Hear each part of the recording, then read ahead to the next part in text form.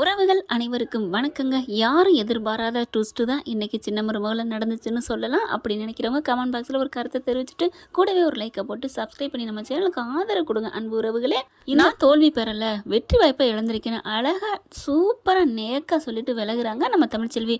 ஆனால் இவர் 50,000 ஓட்டு வித்தியாசத்தில் ஜெயிப்போம்னு சொன்னமே, இப்போ வெறும் 432 ஓட்டில் ஜெயிச்சிருக்குமே, அது தோத்ததுக்கு சமந்தான் அப்படின்னு சொல்லி நொந்துக்கிட்டு வராங்க. அப்படியே தமிழ்ச்செல்வி முறைக்கிறாருங்க. ஒன்று நான் பரவாயில்ல, மன்னிப்பு கேட்டால் உன்னை ஏற்றுக்கலான்னு நினச்சேன்டி, ஆனால் இனிமே மன்னிக்க மாட்டேன்டி. என்னது, உங்ககிட்ட நான் மன்னிப்பு கேட்குறேன்னா என் தலை முடி கூட உங்ககிட்ட வராதுடா. அட்டா அப்பா, நீ விடா கண்டனா நான் கொடா கண்டங்கிற மாதிரி ரெண்டு பேசிக்கிறாங்க. இங்கே வீட்டில் பார்த்தீங்கன்னா சாவு திருந்துட்டு உங்களால் தான் இல்லைன்னா என் அண்ணமாவே நல்லா ஜெயிச்சிருப்பான், நீங்கள் தான் போய் சண்டை போட்டீங்க, அதை வீடியோவை எடுத்து போட்டா அப்படின்னு இதுக்கு அடிச்சுக்குதுங்க. ராஜாங்க சிரிக்கிறாரு, கொஞ்சம் வருத்தப்படுறாரு. அதுக்கப்புறம் ஏயா நம்ம புள்ள ஜெயிச்சிட்டால, அப்புறம் என்ன விடு அப்படிங்கிறாங்க. சமாதானம் ஆயிடுறாரு. ரொம்ப சந்தோஷமா இருக்காங்க.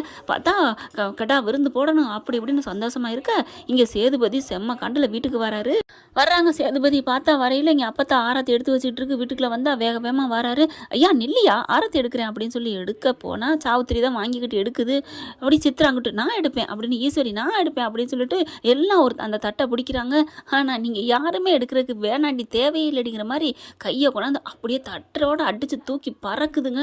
அப்படியே ஆடி போகிறாங்க. ஏயா என்னையான்னு சொன்னால் அதுக்கும் பதில் சொல்லலை. வேகமாக ரூம்குள்ளே போய் வீட்டு ஹாலுக்குள்ளே போகிறாரு.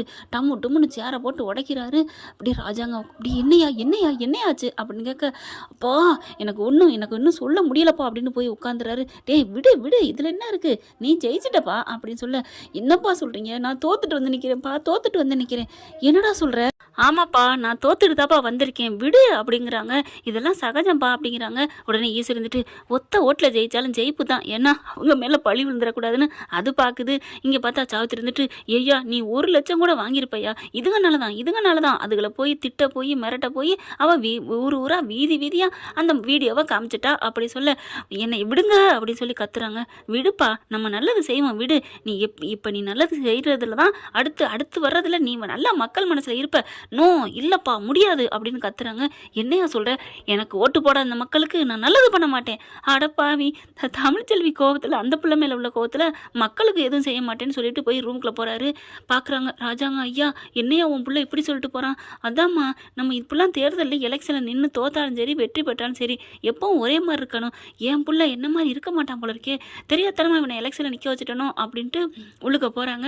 ஐயா சேது, அப்பா எனக்கு மனசு கேட்கலப்பா, நீங்கள் யாரும் வராதிங்க அப்படின்னு கத்த, ராஜாங்க பக்கத்தில் போயிடுறாரு. அப்படியே கையை பிடிக்கிறாரு. படார்னு தோளில் சாஞ்சுக்கிறாங்க. அப்பா நான் தோத்துட்டேன்ப்பா, அவகிட்ட தோத்துட்டேன்ப்பா. எங்கேயா நீ தோத்த, நீ ஜெயிச்சுட்டு தான் வந்திருக்க. இல்லைப்பா, நான் 50,000 ஓட்டு வித்தியாசத்தில் ஜெயிப்பேன்னு சொன்னேன்ல, அது தோல்வி தானே, விடு, அதெல்லாம் பிரச்சனை இல்லை. இப்போ நம்ம இந்த சோழவந்தானுக்கு நீ தானேப்பா எம்எல்ஏ, நீ நல்ல மக்களுக்கு செய்யி அப்படிங்கிறாங்க. நான் செய்ய மாட்டேன்னு மறுபடியும் சொல்ல, அப்படிலாம் சொல்லக்கூடாது, நீ நல்லது மட்டும் தான் பண்ணணும் அப்படிங்கிறாங்க. தமிழ்ச்செல்வி வீட்டுக்கு வராங்க. அவங்க அம்மாவுக்கு ஒரே குழுக்குழுன்னு இருக்கு. ஏன்னா மருமையன் ஜெயிச்சா தானே ஏற்றுக்குவாங்க, இவ ஜெயிச்சிருந்தா ஏதாவது ஆயிருமே அப்படிங்கிறதுனால பயத்தில் இருந்தாங்களா. இப்போ தோத்துட்டதுனால உள்ளுக்குள்ள வராங்க. என்னம்மா முகமெல்லாம் சந்தோஷமா இருக்கு, உன் மாப்பிள்ளை ஜெயிச்சிட்டான்னு சந்தோஷமா இருக்கியா?